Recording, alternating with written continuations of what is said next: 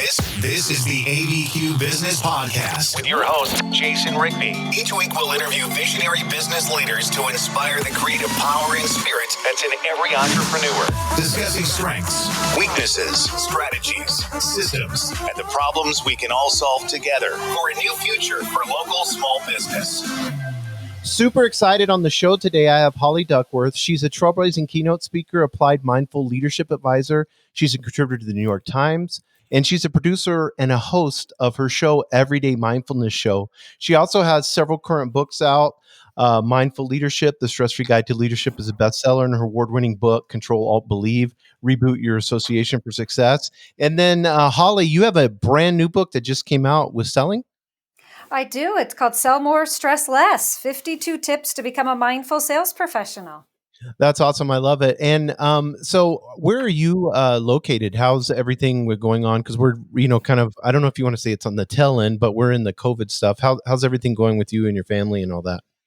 Well, Jason, thank you so much for having me on the show and doing this important work of your show at this time. Because as you say, it is transformative times. And while we have that dimmer switch that kind of, dimmed business for early 2020, now that dimmer switch is sort of resetting and things are opening up again. I happen to be headquartered in Denver, Colorado. So we are navigating all of I'm sort of smiling as I say this, the 3 Ps, the pandemic, the president, and the protests. But I've done my show live every day since the middle of March, and I've never once called it a time of pandemic. I call this a time of possibility. So, Jason, let's come together, and it's a time of possibility for sure. Yes, I believe that 100%. I think, anytime that you see, especially here in the United States, anytime that you see where we've gone through something like this, we always come out on the other side, and I know especially with technology, I know it's just, they said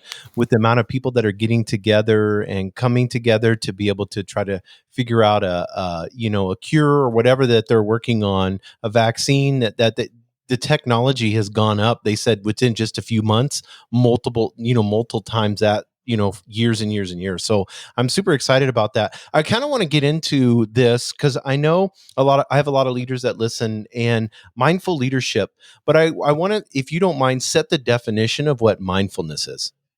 Well, it's absolutely the right and perfect place to start, Jason. And especially in this time of transformation, mindfulness is the practice of being fully present in the moment without judgment. So one might even say we were a little less than mindful in the intro, but we're human. Like our Right. Human brains are wired to either, be mourning the loss of the past or planning for the future. And a mindful leader is somebody who activates the power of this now moment to create those possibilities from that inner wisdom within, coupled, of course, with that data and all of the numbers that we need to run a business as well. So mindfulness is really a powerful trend right now to integrate all of those things that have dissolved. It used to be you had to get in your car and do a big commute and you had to go to a big office building and all those things. I think a lot of these thoughts and beliefs and actions about business have dissolved as a result of this 2020 experience. And now we, as mindful leaders, I believe, get to ask powerful questions, sit in that place of where are we now? What matters? What can we create from literally a blank slate of possibility and opportunity rather than carrying some of those heavier beliefs. Oh, it's always been done that way. Well, we've never been on the other side of a pandemic before. How can we emerge stronger and better as a result of it through accessing our own intuition and mindful practices? What if a leader's out there and they're thinking, mindfulness, the minute they hear that, there's some people that just tune out. They think it's like this woo-woo thing or, it's new agey or whatever. I don't want to sit there. I don't have time to meditate for 20 minutes. What would you say to someone like that as far as being a mindful leader?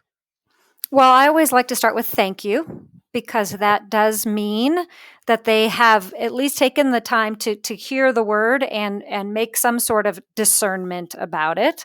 And I believe that in a world that is going through as much change as we have right now, that my judgment back on their judgment just creates more judgment. And that's not the world that we want to live in. We want to build a world that works for everyone. So if mindfulness is a word that is a trigger word for you, then I certainly bless you on your path and continue that way. But if you're open and curious about it, which is usually where I meet people, it's a great time to do away with some of those myths. So some of the FAQs are, is mindfulness religion?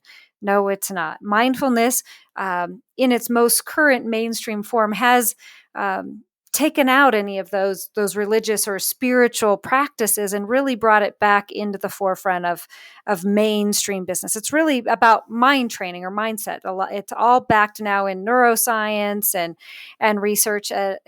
Science continues to show that somebody who can mindfully bring themselves back to the present moment makes better decisions. They're more creative. And as a result of that, they create better employee experiences in their company. A more satisfied employee is healthier.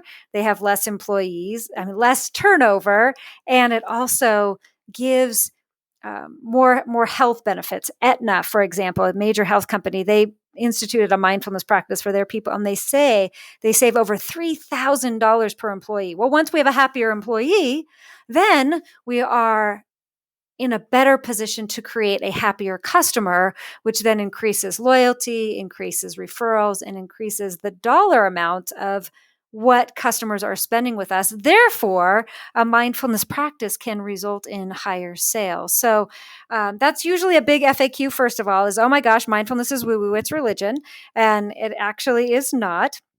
Another one, Jason, I'll ask a lot is the time thing. Oh my gosh, does this mean I have to sit in the lotus position, for an hour a day, or, I have to go on a 4-day meditation retreat? And while there are some formal practices to mindfulness, there's actually a meditation called mindfulness meditation. What my work is specialized in is what I call applied mindfulness. So these are practices that you can do in 2 or 3 minutes by yourself or with your small team or your organization to increase your focus, reduce your stress, and create better decisions. So while you can certainly do the longer meditation if that works for you, I would also invite people that, mindfulness can be something as simple as, and I joke because I used to say this before washing your hands was a thing, but it could be as simple as washing your hands. Mindfulness is also another key word for it is awarefulness, bringing our attention back aware to this moment. So a great example that I used even before the pandemic was, when you get up and you're going to the restroom and you're washing your hands, instead of, being there with the water going over your hands and you're thinking about the 5 emails you haven't responded to, or the kids that's called, or the soccer game, or, the big decision, take that 30 seconds, take that minute and sit there and actually feel the temperature of the water. How hot is it? How cold is it? And then if you want to take that practice even just a little bit more, take that stress from your shoulders and breathe it out. See it going down your shoulders, down your arms, down your hands, and then mindfully down the drain. These are little practices that we can do in just a couple minutes to bring us back fully present in the moment. And that would be a mindfulness practice. No, I love that. And, one of the things that you have talked about is how much leadership is stressed out. Why do you think that everyone that is in these positions, with everything that's going on around them, why do you see so many leaders, this stressed out? I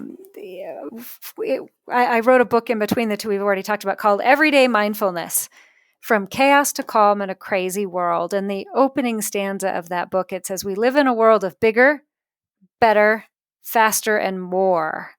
A world where when we meet each other on the sidewalk, we say, how are you? How are you? And the general response is, okay, okay. And really, okay is just code for I'm about to lose my stuff and I don't want you to know. Right. That world that we created pre-pandemic of the roller coaster, get up, go to work, get up, go to work, get up, do this. We were just so automatically programmed that stress was okay. And that as a society, we rewarded that stress. I mean, how many people do you know that used to stand around the water cooler and, well, I have 5 projects. Well, if you have 5 projects, I have 6 projects. I'm 35 emails behind. Well, I'm 350 emails behind. We need to shift that culture of leadership from rewarding busy to really rewarding the idea of beingness, and how fully present can you be with the employees and the customers if you're always, scattered to the past or scattered to the future or freaking out. And I think this time where the illusion that we were rewarding busy in business is slipping away. I mean, here's a great example. There was a illusion that you had to get in your car and you had to do a commute, and the women joke, and I had to put on a bra and a pair of high heels to be Right. to be efficient in business. Well, over the last 2.5, 3 months, we've proven that if you let go of that wall of illusion, that many of us can be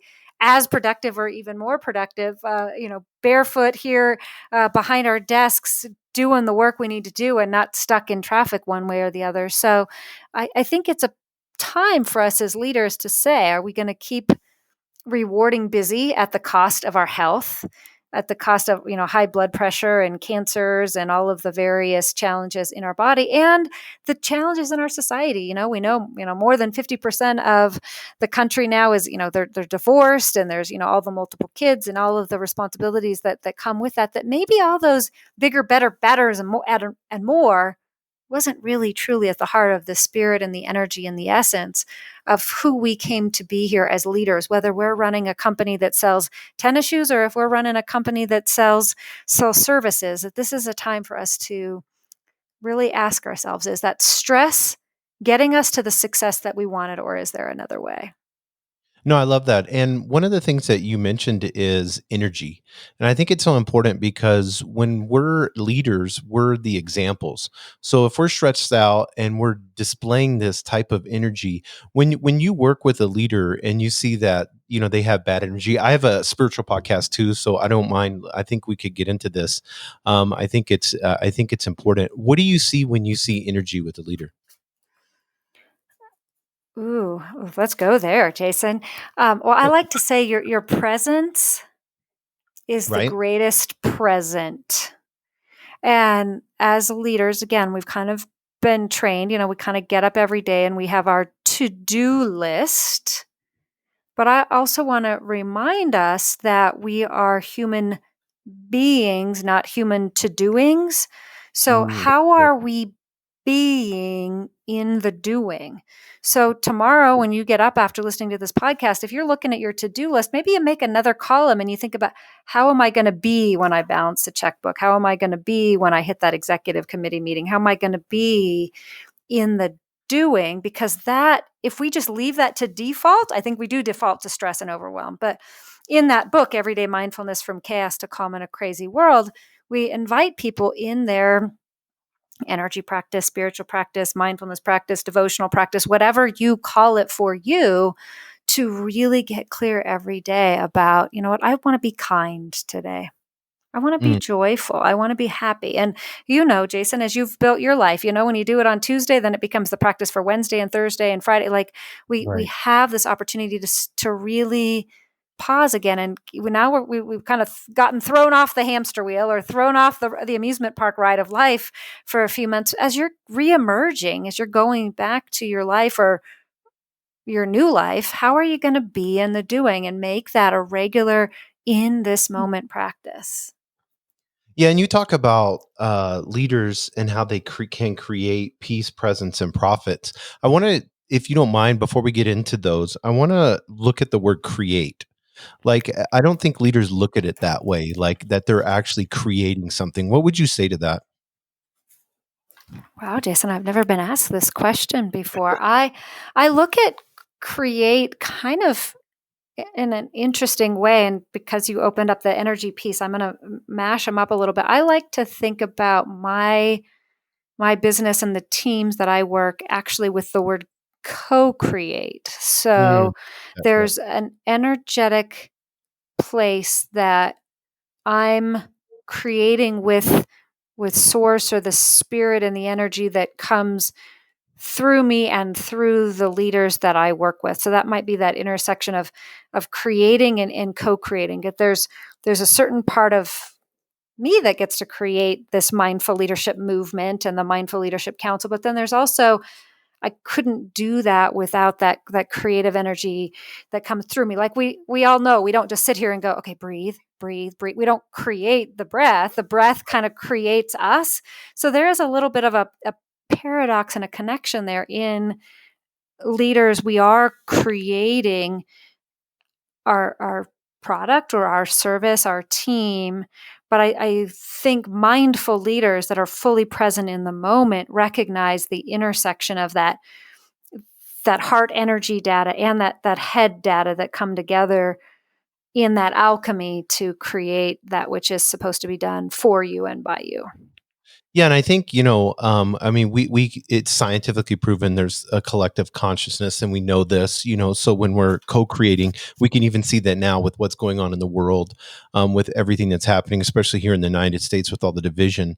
What do you? Because I've always wanted to ask thought leaders this: what do you see when you see the leadership that's happening now? It just seems, whether you're Republican, Democrat, doesn't matter. It just seems like there's really poor leadership going on right now, or no one's kind of like stepping up and saying, here's how we come together, this is what we need to do, we're all one, so how can we figure this out? What are you seeing in this leadership dynamic right now in this crisis?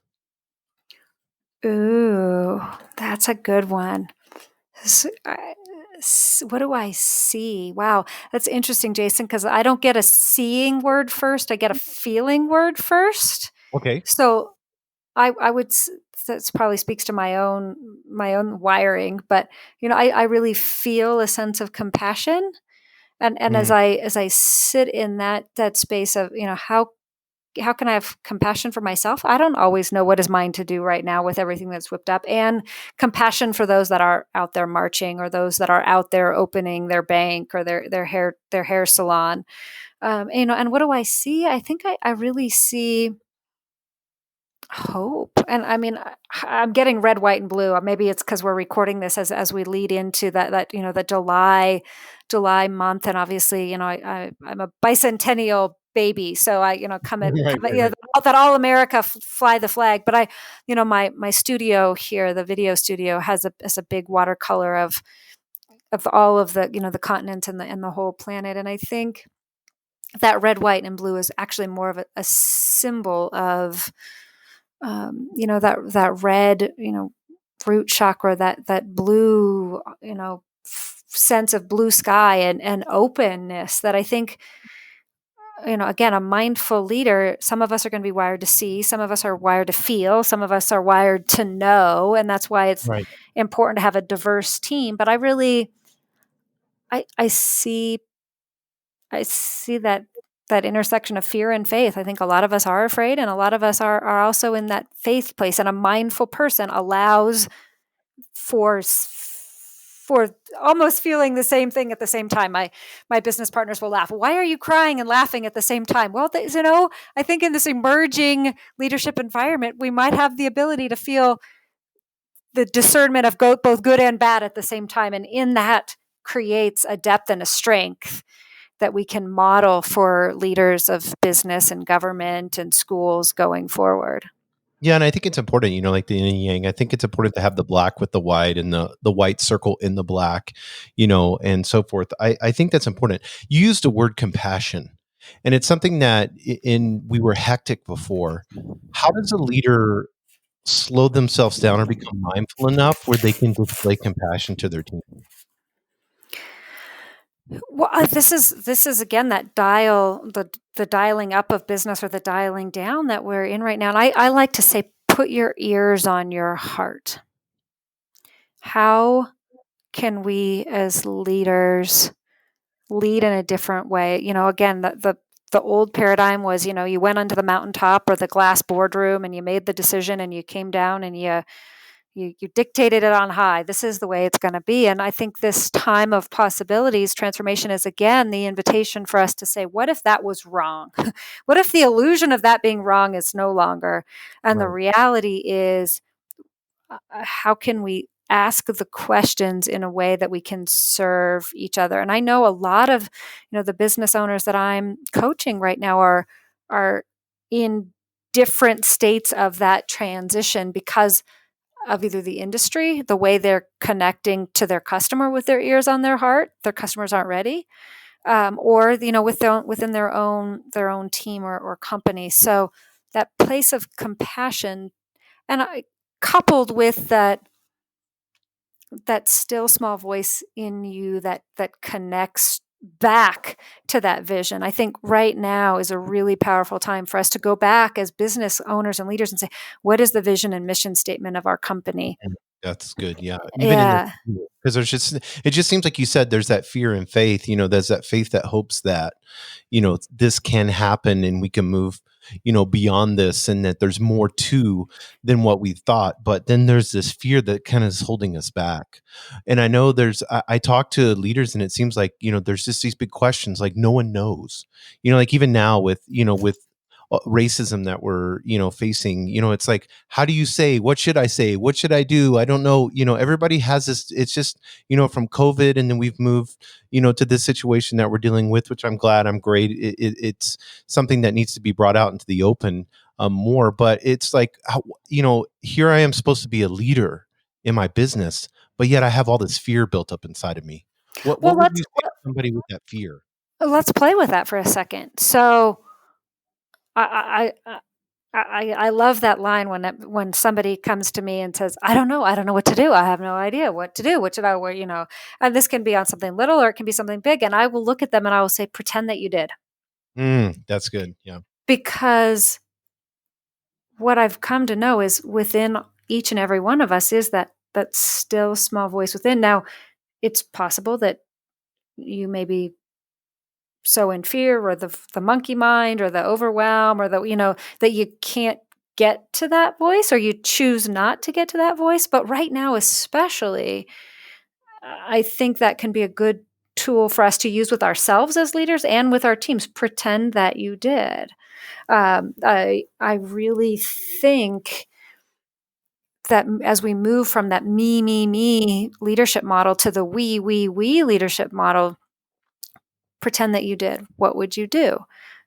What would it look like? What would it feel like? What would it sound like? And kind of start playing those movies in our mind. We're going to be able to intuit the the successes that will happen when we do it, or the challenges, and move through those in a differently forgiving world right now than maybe we would have before. At least that's my hope. Yeah, and I know, like generically, we've talked about mindful leadership, and I kind of want to get a little bit more specific. I know a lot of leaders that I talk to have started to really embrace coaching, and bringing their, and looking at it as a team, not them being, kind of a circle, and not them being in the center of it, but a part of, more of a holistic approach in leadership. What are you seeing when you see mindful coaching with other team players? Well, people tell me all the time as a coach, I'm the one that will kick you in the backside and hug you at the same time. That I think a mindful leader has to be, again, in that present moment with the leader, with the customer, with the employee, listening with their ears on the heart to say what's that next right action. My clients tell me all the time, Holly, I never thought of it that way.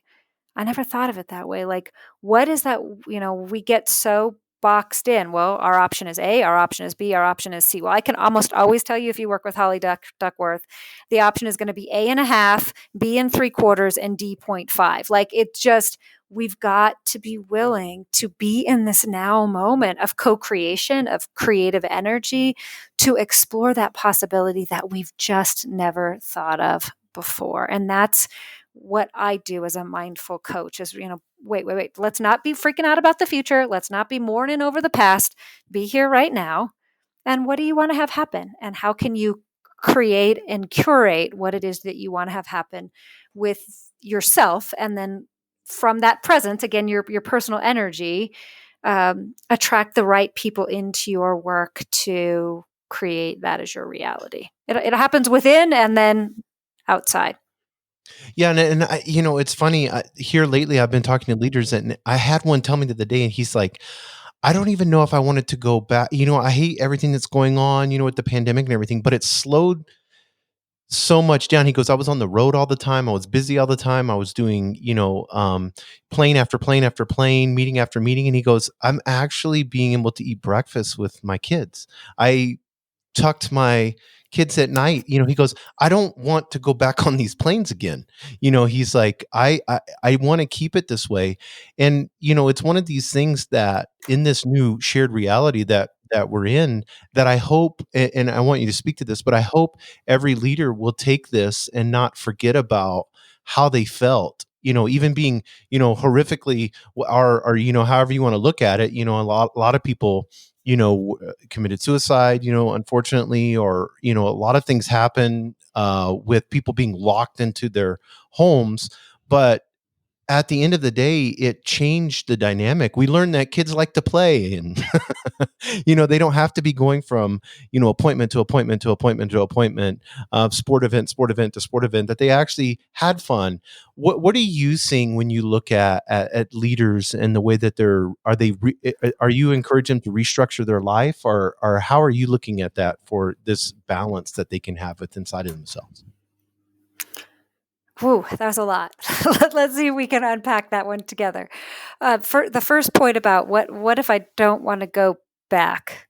Right. I think first of all, again, that has to be uh, mindfully presence filled, awareness accepted. Like recognize that in yourself, and then be willing to have the courageous conversation Mm, with the right partners in that. That may be the partners in your home, and then the partners in your company and all that. But it really is, that first step is recognizing the power in that moment, and then unifying yourself to a world, an energy, a spirit, to come to the realization that if that's what you want, that's what the world wants for you.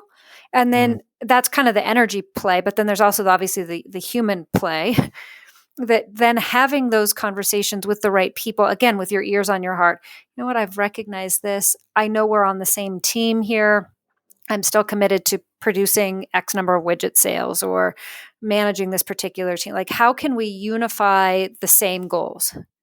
And then really clearly state what you want to have happen. I mean, some of this does take, again, you kind of got to create it in yourself before you articulate it into the world. But because we've now proven that we can probably do a lot of this same work without having to be on the road or in an office or whatever, like lay out your plan, recognize you want the change, unify the right energy and people, state kind of what you want to have happen. I think a lot of people are afraid to have this conversation with their boss because they think they're going to the boss for the answer. Maybe you have the answer and then explore it with the boss and co-create, there's that word again, the solutions together. And then have great gratitude. I mean, I think right now, going back to that gratitude for all of the little things, mhm. and then giving some time and space for that new thing to show up. We just live in that immediacy of the world, and the systemic changes that we're making in our businesses, in our families, in our political system, in our churches, and all that.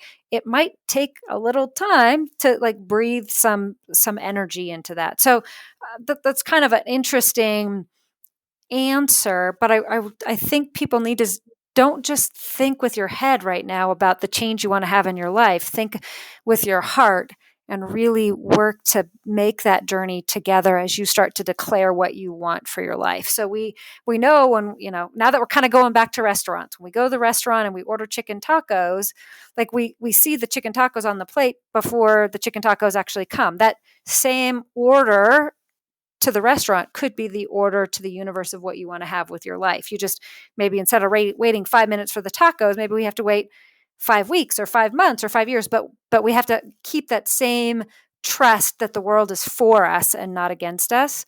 So sorry, Jason, that was kind of a long answer, but No, I love that. I hope that helps. Yeah, And no, then I love that. Go ahead. that other piece you had was kind of the how do you feel piece. Right. And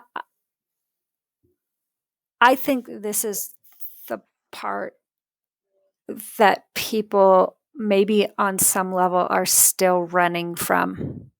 Mm, Just like I'm okay when you meet people. we have I think they're labeling it a lot of mental health challenges in our world right now. I think this could go in that bucket of we don't always know to take the time to figure out how we feel because we've just rushed to the next thing. And then even if we do, that may be such a new experience for us that we can't articulate it with a word. Is this Mm. grief or is this sadness? Is it happy? Is it joy? Is it confused or curiosity? Like that, the languaging right now and giving yourself as a mindful leader. Again, mindfulness is the practice of being present in the moment without judgment. Giving yourself and the people on your teams, personally or professionally, the ability to not have to label a feeling right now. You know what? I had this actually happen this morning. My team was asking me for a bunch of stuff, and I just finally had to look at them, and I said, I just can't right now. You didn't do anything wrong. I didn't do anything wrong. I just can't right now. I was, somewhere else. And so that mindfulness practice of giving yourself that compassion to feel what you want to feel, and maybe right now we just don't even have to label it. Yeah, and I think there's just so many. Everybody wants to label everything nowadays. It's just it's amazing to me, even down to like micro labels. So I love that you said that. And then one of the things that you said is, and then I want to get into your new book, but just with the few minutes that we have left, but this against us feeling.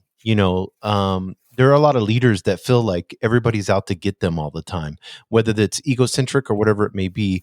What would you say to a leader that's sitting there? They're being fearful, and now they have this feeling of the world and everything out is out to get them.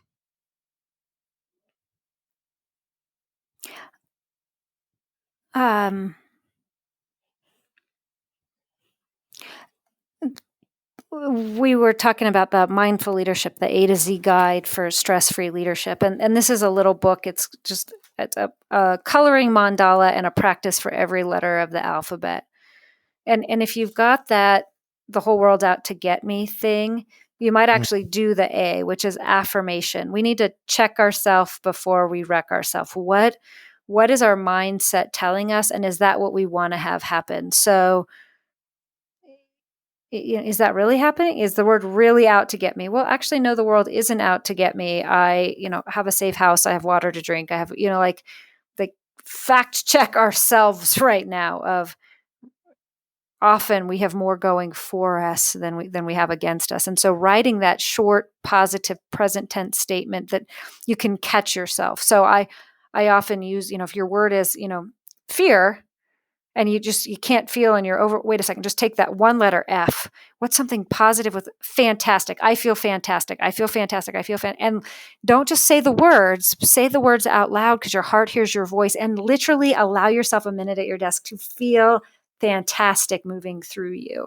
And the more you do this, just like when you go to the gym and you do push-ups, the more you're going to strengthen your mindset to Mm. being more positive. So that's probably how I would look at that, is really working with folks to set a positive mindset, and an affirmation is one way to do that. Yeah, and you have a new book out. It's Sell More, Stress Less. What is, I mean, this is something, when you think of the stress less, and then everyone, when they think of sales, there's probably a very small percentage of population that actually enjoy selling, especially whether you're extrovert, introvert, or whatever. What do you look at in selling stressful? Like, what were you, when you looked at this book, what were you seeing that was an issue or a problem that was out there in the sales industry? So this book is a collaboration with my co-author. His name is Eric Szymanski. Eric works for my company now, and we co-authored this book. He was the award-winning salesperson for Walt Disney World Resorts, did millions of dollars of sales for Disney. And he came to me one day just really depleted. And I was selling mindfulness, but not at the level that I wanted to sell it. So he started coaching me on sales, and I was coaching him on mindfulness. And then we recognized in that place that there was an alchemy, that so many people are giving themselves up for jobs that they may not like. And this was pre-pandemic, of course. And Right. so the book, it's about 100 pages, and it really talks about the case for for mindfulness. And then this is a practice. It's not a perfect. And so each and every week we give sales professionals, whether you're selling a product or an idea, again, as you said, all of us are kind of selling something. And it's an inspirational quote or a story. And then mindful sales question for consideration. And then again, that sense of an affirmation that if you're in that fear spot or that overwhelmed spot, can I sell right now? What am I selling? Am I selling the right thing in the right time to the right person?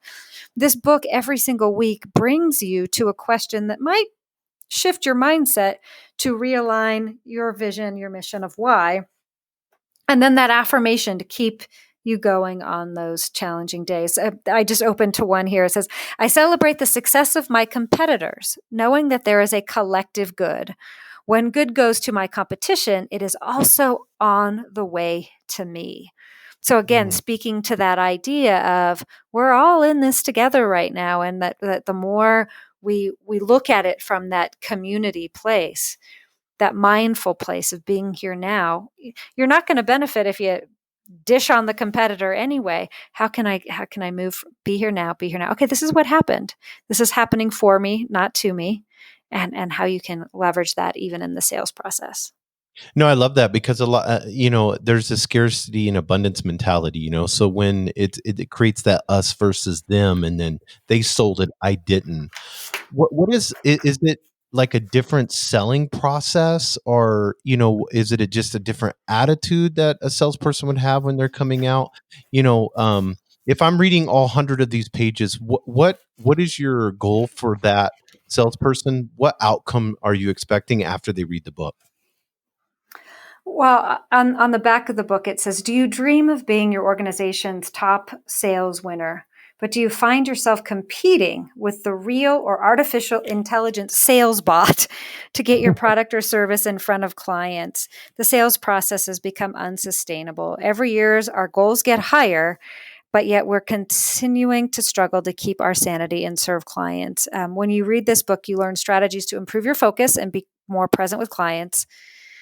We give you some scripts for those sales conversations, how to ask those questions and qualify business opportunities, set that positive mindset, and really help you slow down to speed up so that you have a sustainable process every year. And I will tell you, we'll make sure you get this in the show notes. If you go to mindfulsalestraining.com, we have what we call the Mindful Sales Mini Poster, and it has the seven-step process of sales, which most companies have a 7-step process. And then we layer the 7 steps to be mindful over those processes. So for example, your first process might be setting your intention, just like we were talking about at the beginning. How am I going to be in the doing? Well, when you set a positive intention, I'm going to be kind in the sales process, then you're going to bring more kind customers to you. So I want to make sure we make that complimentary download available to your listeners at Mindful Sales Training, and it maps up all 7 of the steps with their mindfulness practice. That's awesome. Holly, now I know they can go to mindfulsalestraining.com. What is there any other websites you have, or what is the best way if they want to? I know you have a podcast. It's Everyday Mindfulness Show. Well, Jason, it's, we live in such an interesting ecosystem right now that there's so many great ways to serve folks. And I feel so fortunate. My company name is Leadership Solutions, INTL.com, Leadership Solutions, INTL.com. And that's really the library of my offerings, from my professional programs, virtual and face-to-face speaking. It's got the podcast links there. It's got mindful sales training. And so Leadership Solutions, INTL.com is really a great gateway to all of the ways that you can infuse mindfulness into your company. Yeah, I love that. And is the hollyduckworth.com, that is your personal website? It is, and it's on that same page. Yep. Oh, okay, awesome. And are all these books that you have, are they available on Amazon? All of the books are on Amazon, so that makes it pretty easy. Sell More, Stress Less just won a Bronze Axioma Book Award for business success. So it was number 1 in 3 categories on Amazon the day it went out. And this is a great book if you're starting to motivate your team, like you said, as we reemerge on the other side. That if you're interested in getting that for your team, it kind of gives you a guideline for your weekly staff meeting each and every week to keep your team educated, connected, and inspired to mindful sales practices. That's awesome. Well, thank you so much, Holly, for being on the podcast. I really appreciate it. I think now more than ever, we need to be able to look at, as leaders, like you said, changing hearts, minds, and then eventually as a whole, as a collective, changing these companies and bringing about this consciousness. Is there any last words you'd like to leave with the listener before we take off here?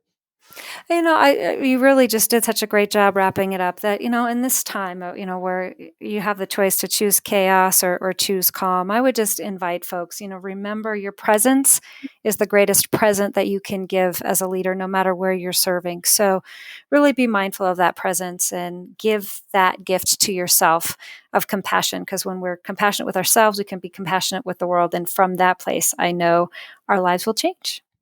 Awesome. Well, thanks, Holly. I appreciate you being on the ABQ Business Podcast, and I hope you and your family stay safe. Thank you so much. Thank you for joining us on the Albuquerque Business Podcast. And thanks to our sponsor, RigbyDigital.com. Make sure to subscribe and share. And go to abqpodcast.com. Get show notes, resources, and links to everything we talked about today to help you navigate your journey as an entrepreneur and business owner.